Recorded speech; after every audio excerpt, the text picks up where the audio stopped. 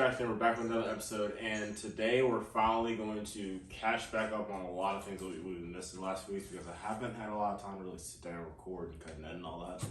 So, first to kind of dive right into it, we have a nice magical surprise right here that I'm going to get ready to show you at the end of the video.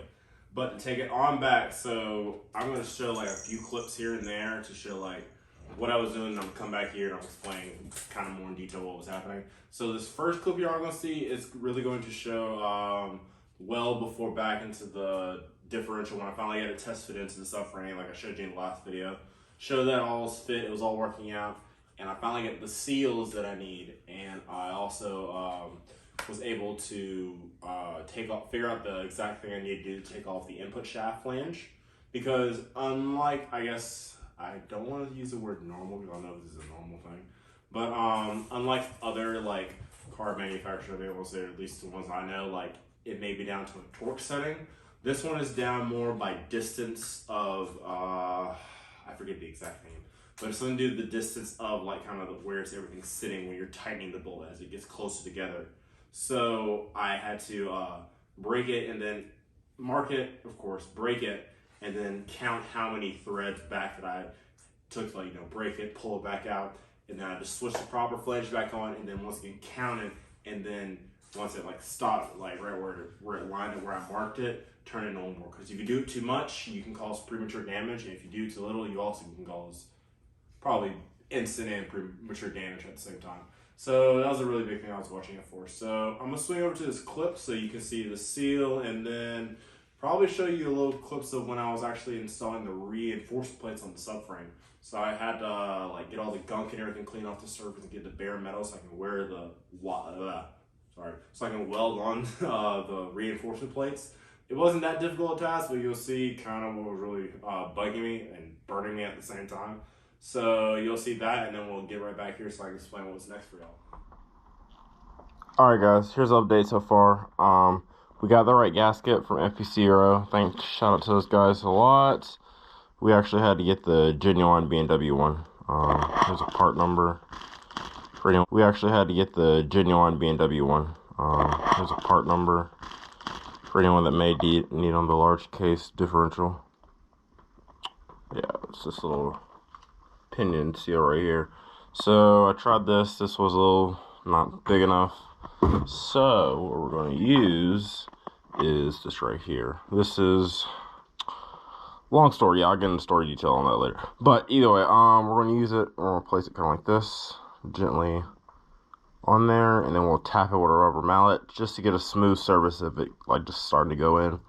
And then we'll come behind it with a little small hammer and just a little tap around. Make sure it's like flushly getting in there nice and smooth.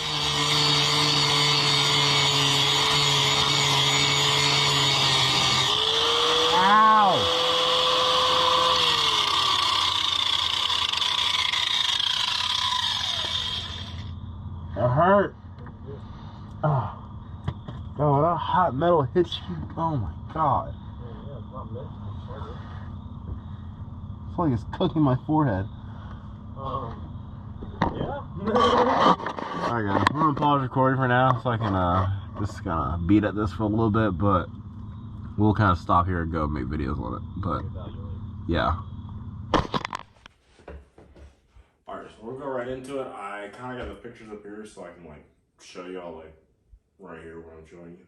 So this first picture is probably going to be Jacob. It's showing him welding and everything. I thought it was kind of a like sick picture, so I thought I'd show y'all and add that in. Let's see. This next one right here, this was for the outer seals of the differential where the axle flange is going to. This is also the parts number for that. It was a little bit tricky to find because for some reason with the large case diffs and the medium case diffs, it's all like kind of, at least for me, it seemed like a blur trying to find the right specific one that was needed. So this one is it right here. I also got that from FPC Euro as usual. They ship fast as can be and had it on time. This right here is after we got it welded. So we finally got it back. The welding was pretty easy. Like I said, Jacob helped me weld it, and the welding honestly turned out amazing. He's a lot better welder than me, so I have no complaints whatsoever on that one. More pictures of that, more pictures of that. You can see everywhere. There's a few close-ups. Let's see. This is right here. This is my thing. It's not the best work, still learning, but I wanted to try, so I did the reinforcement place myself. It's alright. I mean, I'm starting to get the lines here and there, but it's good enough, obviously, to hold, so I just kind of grind it down since it wasn't the prettiest welds, and sprayed it down with bed liner, so I don't have to worry about rust, because, we don't like rust over here. So, got that all covered up and everything, so we can put the subframe back on and get it all reinstalled. Never have to honestly worry about it again, because I never want to honestly mess with it again.